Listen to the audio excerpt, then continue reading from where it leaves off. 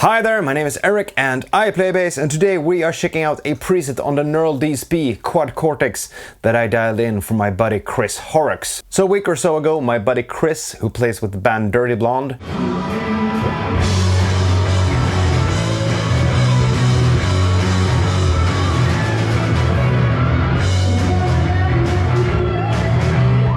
reached out to me and asked me for a bit of help with his Neural DSP Quad Cortex bass preset. He wasn't quite happy with what he was getting out. He felt that he was getting lost in a mix, so he asked me for a bit of help, and I said, hey man, don't sweat it, you just turned 30, here's a belated birthday gift for you.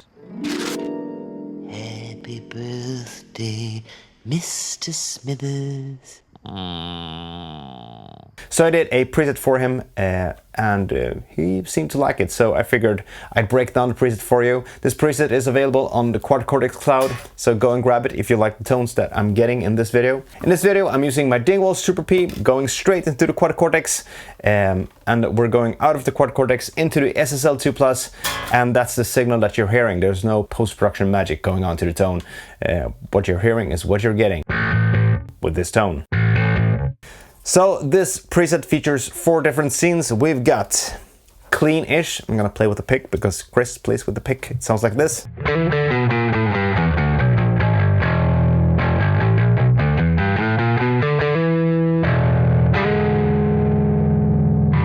We have dirty.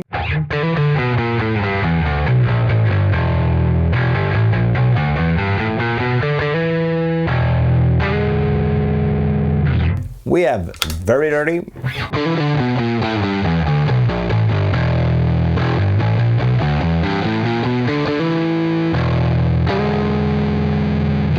And we have chorus.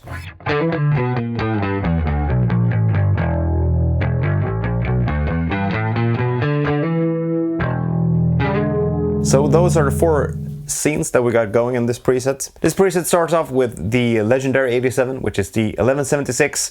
We got a 4:1 ratio, we got the slowest attack possible, and a 0.10 second release, 2.4 dB makeup gain, and yeah, that's about it. Then we're going into a split hair, and I'm gonna get to that in an Effie, but first up we got the Microtube's VMT, which is the main drive circuit in this preset.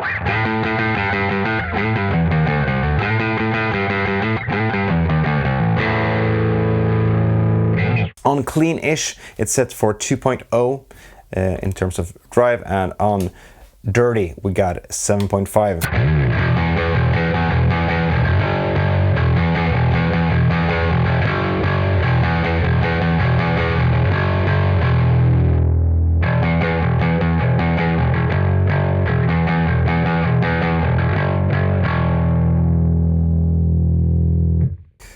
Then we're going down to row 3, and on row 3 we got 2 separate signal paths going. One which is going to output 1 and 2, which Chris is sending to front of house, and one which is going to output 3 and 4, which he's running to his on-stage amp. When I did this preset for Chris, I sent to him and he was pretty happy with the tones that I had dialed in. He did a few tweaks to the preset, however, he moved the amp block from being applied to both output 1 and 2 and 3 and 4 to only going on the signal that's going to front of house, and he also dialed down the drive on the clean-ish tone because he felt that it was a bit too hot. So other than that, this is pretty much the preset that I sent him. Oh, and he changed out the chorus that I had added and added the vintage chorus instead. The signal that is going to output 1 and 2 consists of the watt bass. Watt. Professor Wattman urinated in the particle physics web again. High watt amp, the normal one. On clean-ish, the bass is set for 5.0, and on dirty it goes up to 6.4.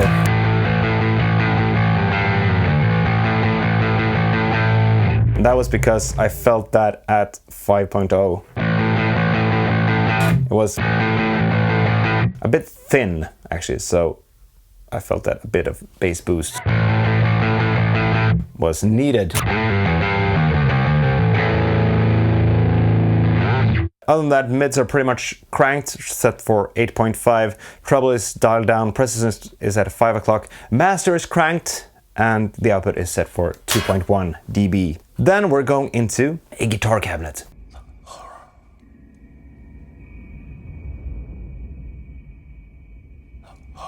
Shock horror, we're going into a 4x12 with greenbacks. We got it mic'd up with a dynamic 57 and a condenser. The condenser is set for 10 in position and 10 in distance, and the condenser, I'm gonna flip the face. So the condenser is taking this away.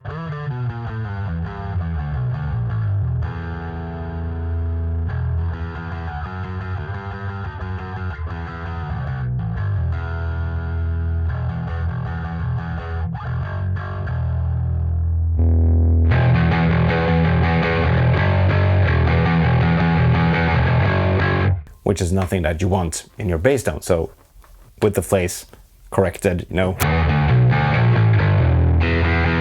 Sounds pretty massive, which is nice.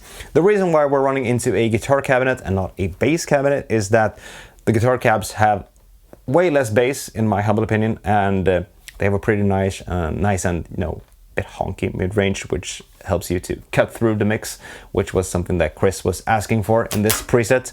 So this one cuts like a knife through butter, a warm knife through lukewarm butter even. Then we're going into a solid state comp, just using that one as a limiter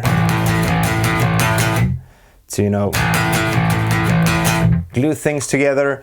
Then we're going into the parametric 8-band EQ, and here is where a lot of the magic is happening.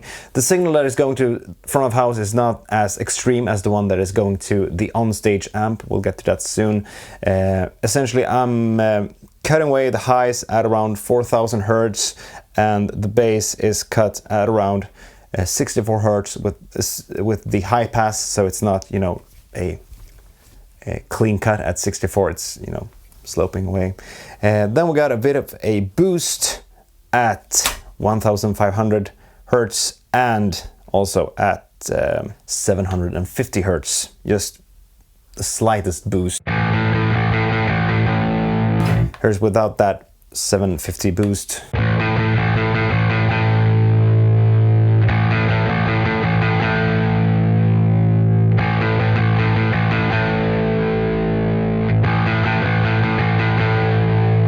So it does something, I guess.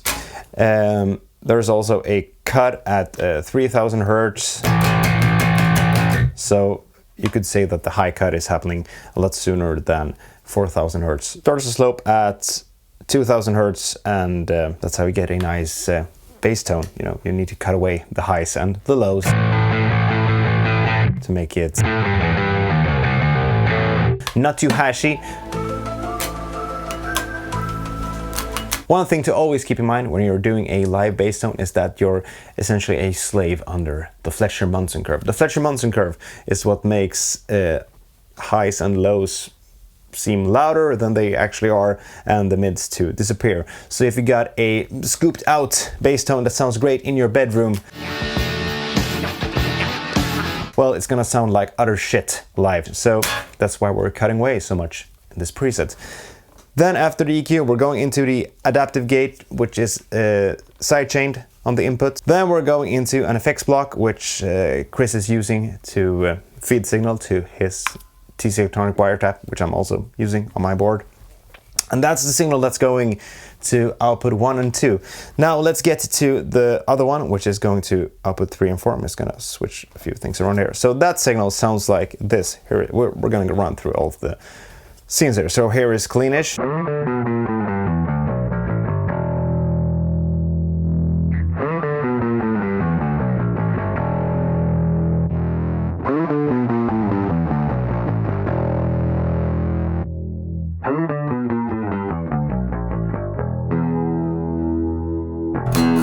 And this one is way more extreme in terms of the EQ. I'm actually cutting away pretty much everything above 3200 hertz. That's just gone. And the bass is way more scooped away in the lows here. at 64 Hz, so it's way more narrow in terms of EQ, but it really works when you're sending this signal to your onstage amp. When I did this preset, I had the high watt going to both outputs. I'm gonna move that block now, so here's what that would sound like.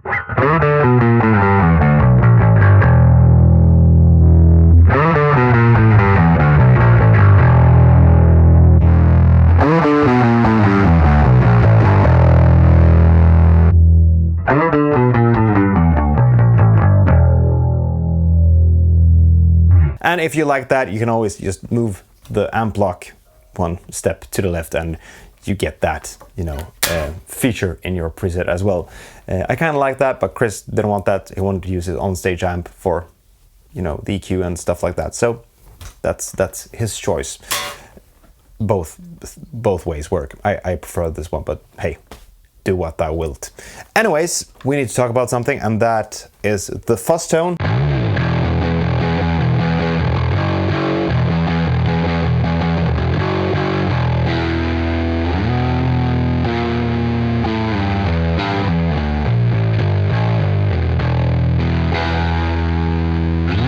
This fuzz tone utilizes the splitter, and on the uppermost row we got the Mark III silicone fuzz going into a noise gate, and that's the fuzz. However, that would take away all of the bass in the tone.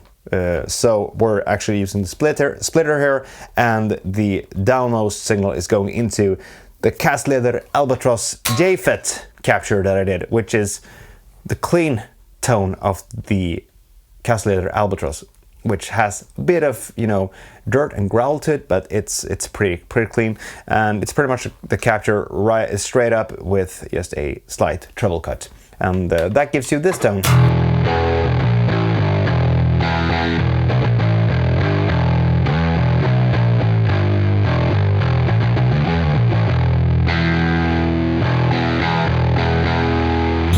Which is kind of nice, I think. On the chorus tone,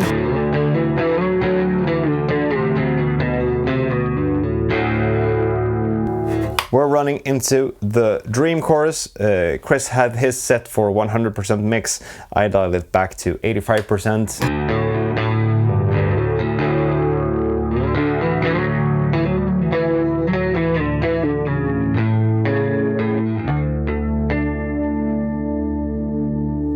I think it sounds pretty lovely, actually.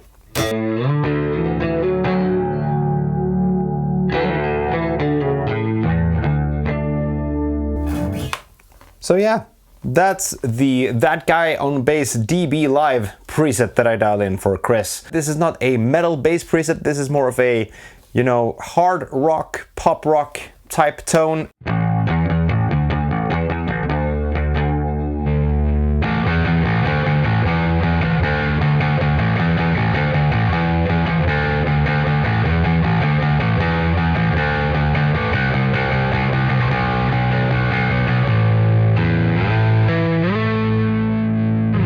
So the one thing that I want you to take with you with this video, apart from this very preset, is that a scooped bass tone might sound great, you know, on an isolated bass track, but if you want to be heard in a full mix, mids is where it's at. So keep that in mind. Cut away some highs, cut away some lows, and you're gonna find that you have a much more fun time on stage.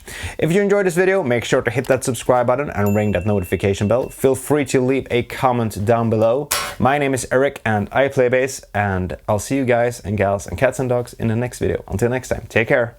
Bye.